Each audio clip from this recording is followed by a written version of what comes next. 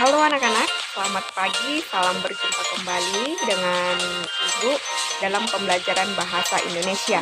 Pada hari ini kita akan lanjutkan kembali pembelajaran kita mengenai kata serapan dalam bahasa Indonesia. Untuk itu silakan kamu simak video pembelajaran berikut ini. Baik, kita mulai.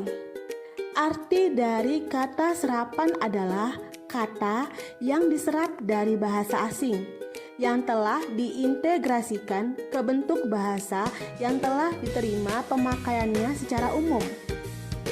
Kata serapan bisa juga disebut dengan kata pungut atau kata pinjam.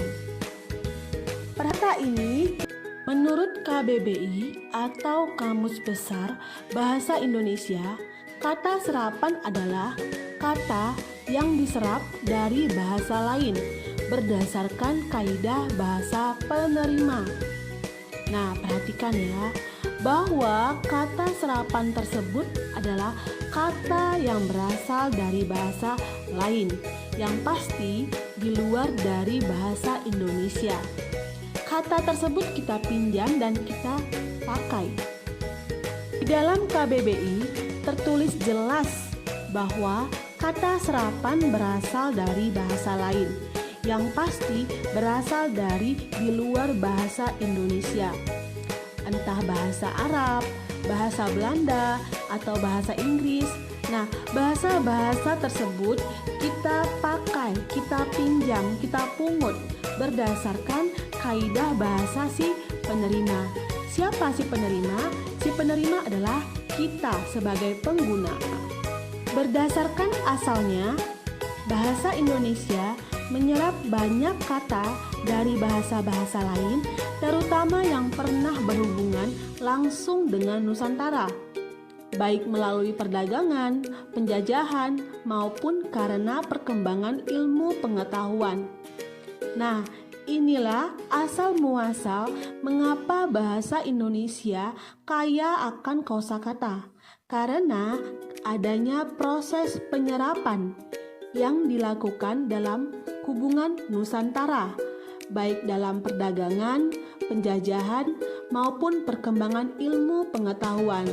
Nah, proses-proses inilah yang membuat Indonesia kaya akan kosakata.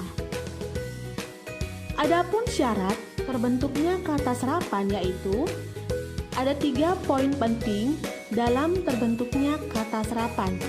Perhatikan ya. Yang pertama, istilah serapan harus memiliki konotasi yang sama.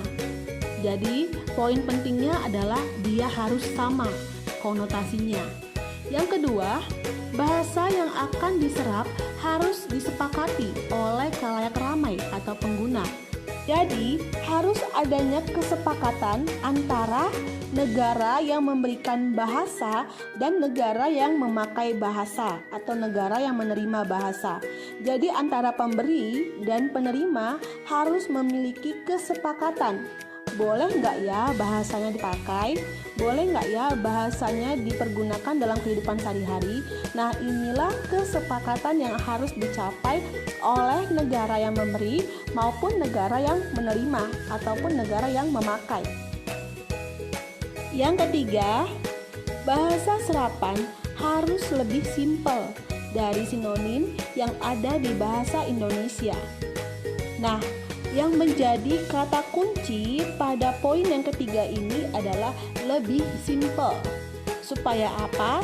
Supaya pengguna bahasa dapat memaknai dan mengerti apa maksud dari kata serapan tersebut. Inilah poin yang ketiga. Adapun proses penyerapan, kata serapan menjadi kata yang digunakan dalam bahasa Indonesia, yaitu ada 3 poin penting dalam proses penyerapan. Yang pertama, adopsi. Adopsi adalah pengambilan bahasa secara mentah-mentah tanpa dirubah sedikit pun. Jadi, poin penting di sini adalah mentah-mentah tanpa dirubah sedikit pun.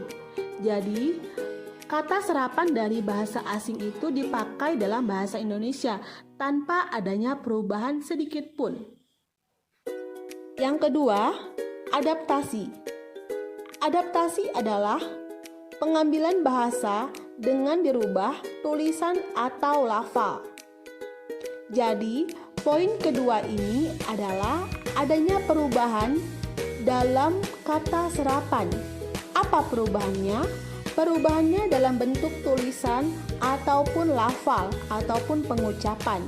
Inilah poin penting dari adaptasi. Yang ketiga yaitu pungutan. Pungutan adalah pengambilan bahasa dengan cara penerjemahan biasanya terdapat dalam bahasa Inggris. Jadi, poin penting dalam pungutan yaitu adanya penerjemahan yang berasal dari bahasa Inggris kemudian diterjemahkan dan digunakan di dalam bahasa Indonesia. Jadi intinya ada bahasa asing yang diterjemahkan, kemudian penerjemahannya itu digunakan di dalam bahasa Indonesia. Dan inilah yang dinamakan dengan kata serapan dalam segi proses pungutan. Jadi kesimpulannya ada 3 proses yang harus dilalui agar bahasa asing atau kata asing menjadi kata serapan yang digunakan oleh si penerima, yaitu proses adaptasi, adopsi, dan pungutan. Berikut ini ada beberapa contoh proses penyerapan kata serapan yang berasal dari bahasa asing. Oke, demikianlah pembelajaran kita pada hari ini. Semoga bermanfaat untuk kalian. Sampai jumpa pada pertemuan berikutnya. Untuk tugasnya silakan kamu lihat di GCR. Tetap semangat, jaga kesehatan. Sampai bertemu dalam video pembelajaran selanjutnya.